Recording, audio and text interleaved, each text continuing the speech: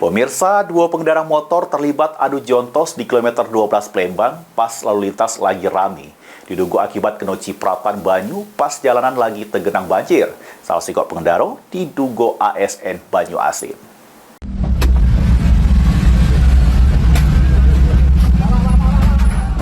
Inilah dia detik-detik terjadinya dua pengendara yang terlibat adu jontos di tengah jalan kilometer 12 Palembang pada Senin pagi. Meski sudah dipisahkan oleh warga, keduanya tetap baik saling hantem-hanteman. Salah sikok warga sekitar nyebut keributan terjadi akibat cipratan banyu pas jalanan lagi tergenang banjir. Salah sikok pengendara motor yang terlibat adu jontos diduga ASN Banyu Asin yang pas kejadian lagi nak pergi begawi.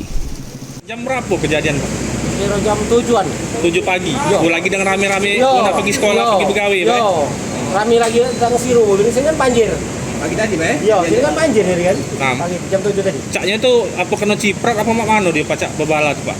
Terus ciprat. Basah yang baju. PNS itu. Yo. PNS ya, Pak? Yo, PNS.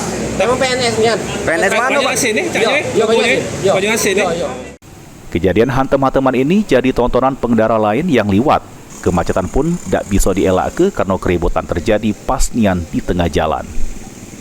Polyadi, PAL TV.